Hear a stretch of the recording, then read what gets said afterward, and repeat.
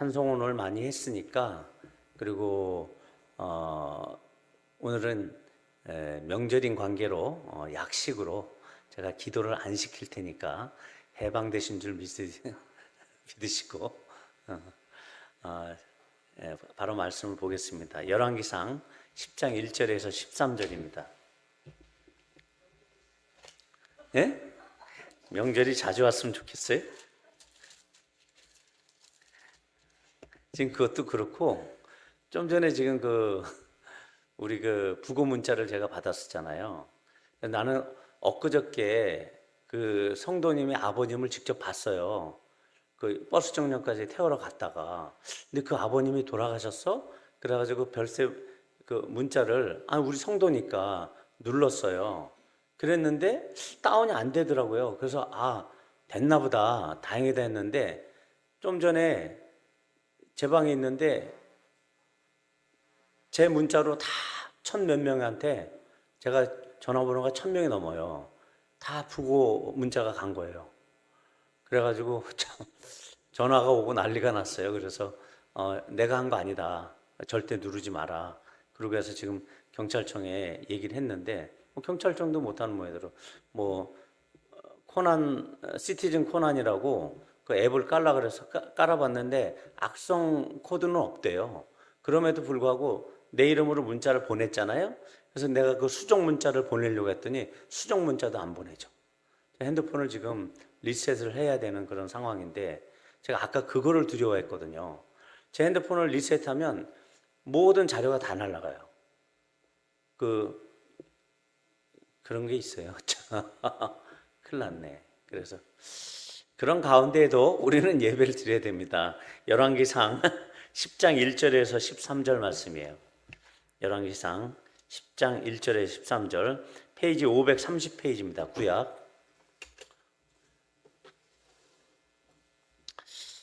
자, 구약 열왕기상 10장 1절에서 13절.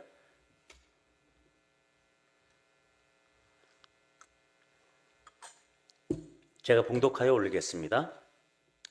스바의 여왕이 여호와의 이름으로 말미암은 솔로몬의 명성을 듣고 와서 어려운 문제로 그를 시험하고자 하여 예루살렘에 이르니 수행하는 자가 심히 많고 향품과 심히 많은 금과 보석을 낙타에 실었더라. 그가 솔로몬에게 나와 자기 마음에 있는 것을 다 말하매 솔로몬이 그가 묻는 말에 다 대답하였으니 왕이 알지 못하여 대답하지 못한 것이 하나도 없었더라. 스바의 여왕이 솔로몬의 모든 지혜와 그 건축한 왕궁과 그 상의 식물과 그의 신하들과 좌석과 그의 시종들이 시립한 것과 그들의 관복과 술 관원들과 여호와의 성전에 올라가는 층계를 보고 크게 감동되어 왕께 말하되, 내가 내 나라에서 당신의 행위와 당신의 지혜에 대하여 들은 소문이 사실이로다. 내가 그 말들을 믿지 아니하였더니 이제 와서 친히 본즉 내게 말한 것은 절반도 못되니 당신의 지혜와 복이 내가 들은 소문보다 더하도다. 복되도다 당신의 사람들이여, 복되도다 당신의 신하들이여, 항상 당신 앞에 서서 당신의 지혜를 들음이로다. 당신의 하나님 여호와를 송축할지로다. 여호와께서 당신을 기뻐하사 이스라엘 왕위에 올리셨고 여호와께서 영원히 이스라엘을 사랑하심으로 당신을 세워 왕으로 삼아 정의와 공의를 행하게 하셨도다 하고, 이에 그가 금 120달란트와 심히 많은 향품과 보석을 왕에게 드렸으니 스바의 여왕이 솔로몬 왕에게 드린 것처럼 많은 향품이 다시 오지 아니하였더라. 오빌에서부터 금을 실어온 히람의 배들이 오빌에서 많은 백단목과 보석을 운반하여 오매 왕이 백단목으로 여호와의 성전과 왕궁의 난간을 만들고 또 노래하는 자를 위하여 수금과 비파를 만들었으니 이 같은 백단목은 전에도 온 일이 없었고 오늘까지도 보지 못하였더라. 솔로몬 왕이 왕의 규례대로 스바의 여왕에게 물건을 준 것 외에 또 그의 소원들에 구하는 것을 주니 이에 그가 그의 신하들과 함께 본국으로 돌아갔더라. 아멘. 이스라엘 왕들 중에는 그리스도를 예표하는 인물들이 있죠. 대표적으로 누구죠? 다윗 왕입니다. 다윗 왕이 예수님을 예표하는 인물인데, 솔로몬 왕은 어떻게 예수님을 예표하냐면 평강의 왕이잖아요. 솔로몬, 살롬, 그래서 평강의 시대를 구가한 사람으로서 이 솔로몬처럼 부와 평강과 강대함을 누린 왕이 없었습니다. 이 왕이라고 하는 이렇게 평강과 부와 강대함을 가진 이 솔로몬의 소문이 그 일대로 퍼져나가기 시작했습니다. 그래서 평강의 왕이신 그리스도를 예표하는 인물로서 오늘 솔로몬은 또한 그의 지혜의 원천 되시는 그리스도를 예표하는 인물로 오늘 부각이 됩니다. 잠언서에서 보면 지혜를 의인화해서 이야기하고 있어요. 그래서 지혜를 얻고 구하라 이렇게 많은 표현들로 등장이 되는데 그 지혜이신 그리스도를 꼭 붙들고 얻고자 애쓸 때 그 지혜이신 예수 그리스도의 지혜를 통해서 우리가 구원의 지혜까지 이른다라는 것을 이제 잠언서나 이런 것들을 통해서 얘기를 하고 있습니다. 훗날 그래서 예수님께서는 이 스바 여왕의 지혜에 대한 그 의미로서 당시의 바리새인들과 이 사두개인 같은 하나님을 모신다라고 하는 그 인물들이 앞에 계신 지혜의 원천이신 예수 그리스도를 알지 못하는 것을 이 스바 여왕을 통해서 그 대비를 하고 있거든요.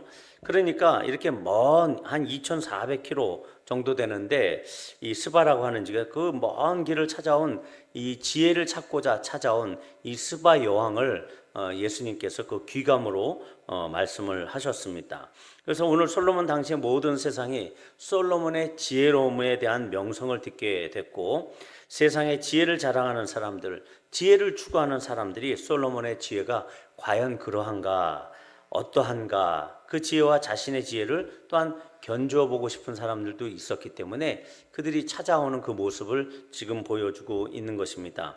그래서 우리가 잘 알고 있는 스바의 왕 했던 것들을 오늘 한번 조금 심도 있게 찾아보면 이 스바라고 하는 땅은 아라비아 반도가 있으면 거기에 남서쪽에 있습니다. 그래서 똑같이 이 셈족 국가예요. 가나안의 후손이 있죠. 함과 셈과 야벳, 함과 셈과 가나안의 아버지가 누구지? 갑자기 생각했는데 함과 셈과 야벳인가? 갑자기 생각 안 납니다. 자, 어쨌든 그 가나안의 후손, 이 셈의 후손으로서 동일한 이 유대인들과 똑같은 후손이에요. 그런데 그 왕국 이름이 원래는 샤베안 이라는 이름을 갖고 있었는데 이제 그 케일이라는 학자가 그렇게 그것을 밝혔습니다. 사베안이라고 하는 것은 지금의 어디냐면은 저쪽 그 예멘이라고 있어요. 예멘. 아라비아 반도의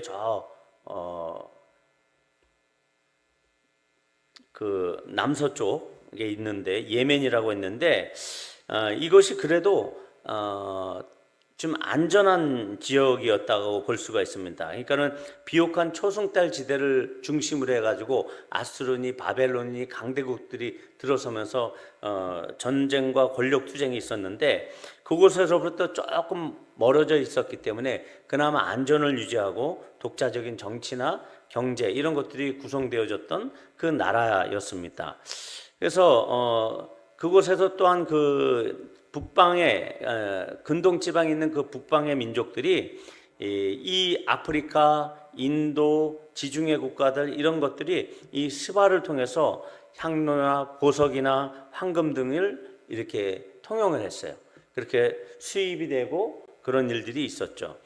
그래서 이 스바라고 하는 그 지역이 이제는 나중에 이제 헬라 시대 때, 그리스 시대 때는 마리아바라고 하는 이름으로 알려졌다라고 합니다. 자, 어쨌든 그곳에 이제 여왕이 있었어요. 당시에 이제 여왕이 있었던 나라, 아라비아의 전설에 보면은 그 스바의 여왕이 발키스 아니면 또 아비시니아라고 하는 전설이 있다고 하는데 그쪽 지역에는 마퀴다라는 이름으로 이제 고대학적으로 이렇게 나와 있다라고 얘기합니다. 자, 그래서 어쨌든 이 여왕이 있는 이 스바의 여왕이 결국은 솔로몬의 명성을 듣고 오게 되는데 학자들은 두 가지로 추측을 해요. 첫 번째는 실제로 오늘 본문에 표현된 것처럼 그의 명예와 지혜가 실제로 어느 정도를 알아보려고 왔을 것이다. 또 한 가지로는 상업적인 통상 관계를 위해서 왔을 것이다. 왜냐하면 그쪽에서도 무역을 하고 있고, 그래서 이 솔로몬은 그때 당시에 그 에시온 게벨이라고 가지고 홍해에 있는 유명한 항구가 있습니다. 그 항구에서 모든 그 물품들을 가지고 오는데, 이 홍해와 아라비아 반도를 중심으로 지금 무역 활동이 시작되고 있는 이 솔로몬과 함께 또 스바에 있는 금, 향품, 보석 이런 것들을 같이 수출하고 이런 나라이기 때문에 서로 통상을 맺어가지고 조금 더 무역권을 또한 상업권을 같이 이용했으면 좋겠다라는 생각에서 솔로몬이 훨씬 부자였고 훨씬 무역이 활발하게 됐어요. 그것은 왜냐하면 두로왕 히람에 의해서 배가 만들어졌고 그 배를 운용하는 히람의 그 노역자들을 통해서 배가 계속 왔다 갔다 하면서 상업적인 그 무역이 일어났기 때문에 그랬습니다. 그래서 이제 이 여인이 솔로몬의 지혜에 대해서 궁금해서 왔다라고 하는 그 취지하에 오늘 어려운 문제를 그에게 시험을 하려고 이제 온 것이죠.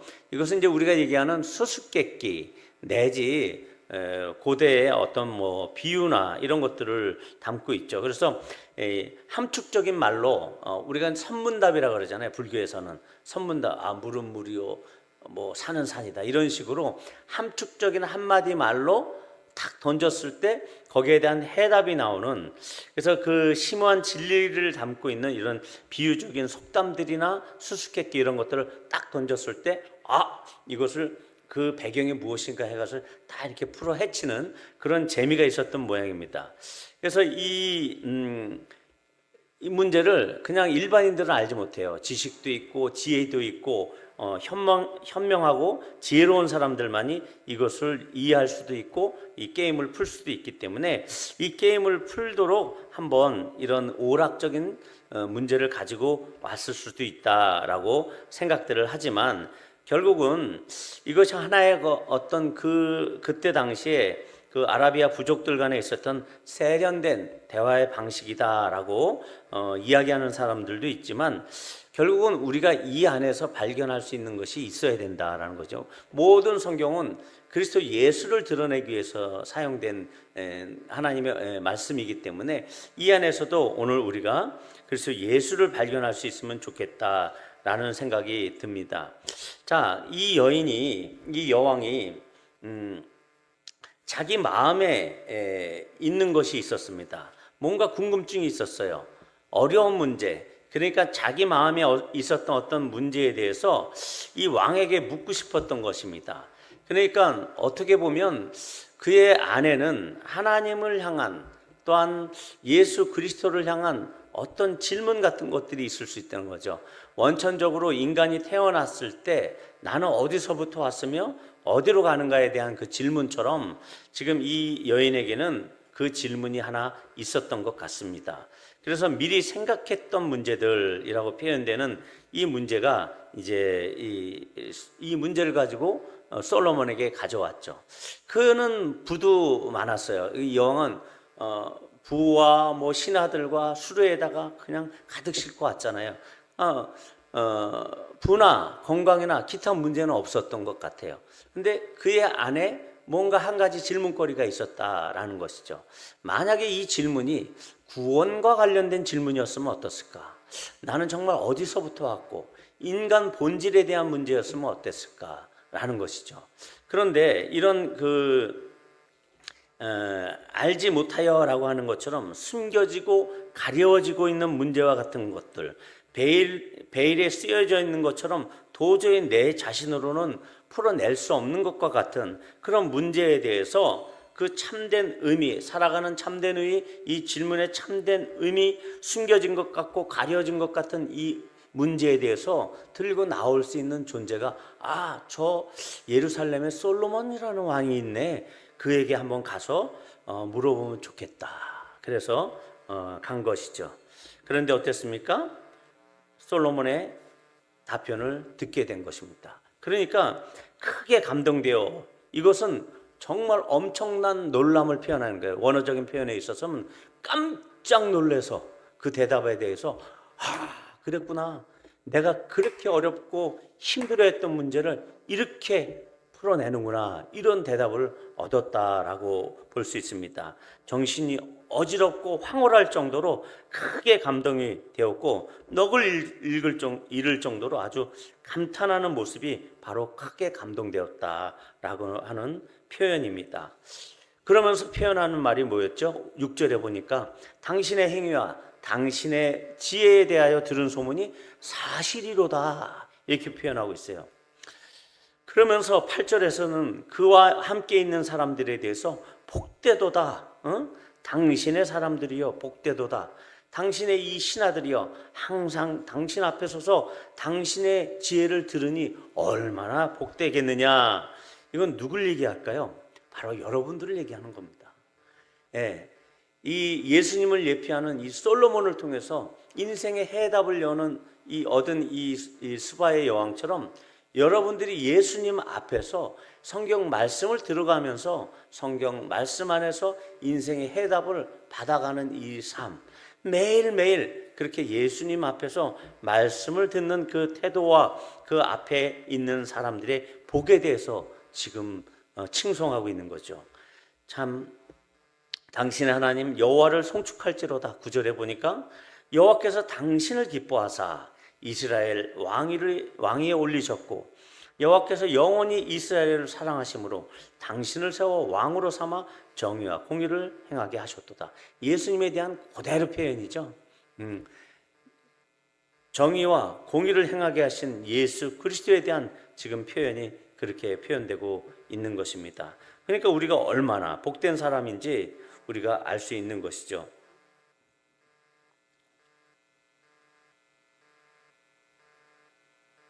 이 소리가 무슨 소리죠?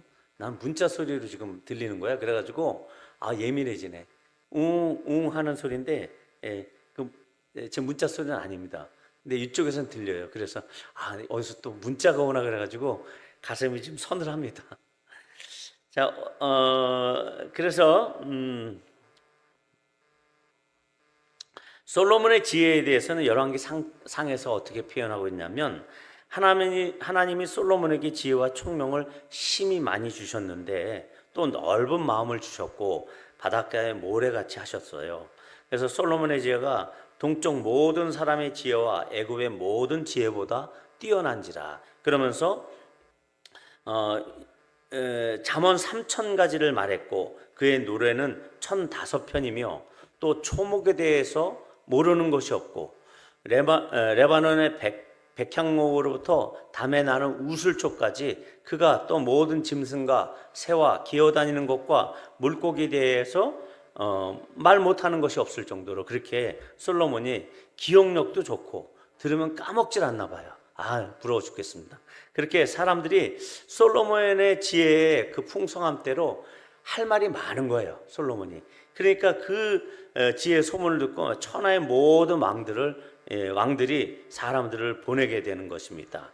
자, 이 모습을 보면서 우리 성도님들은 솔로몬보다 비할 수 없을 정도로 월등한 지혜를 소유하신 그리스도의 말씀을 성경을 통해서 쉽게 접할 수 있기 때문에 얼마나 복된 존재인지를 말씀하는 것이죠. 이렇게 복된 위치를 우리가 알고 있기 때문에 항상 말씀 안에서 거하면서 하나님을 찬양하는 이 시바의 여왕처럼 하나님을 찬양하는 그런 삶을 살아야 되겠다라는 생각을 하게 됩니다. 여기서 이제 백단목이라는 것이 나오는데 이 백단목은 소나무의 일종이 아닐 것인가 이렇게 생각들을 합니다. 그래서 인도나 실론이라고 하는 그곳이 원산지로 갖고 있는 붉은 백단향의 나무다, 자단목이다, 이런 것들로 추측을 하고 있지만 정확하게 그것이 무엇인지 모르겠고 악기 제조에 쓰는 그런 재료였을 것이다, 이러면서 이제 쭉 이야기가 나오는데 결국 오늘 스바의 여왕 이 인물이 왜 등장을 하였는가?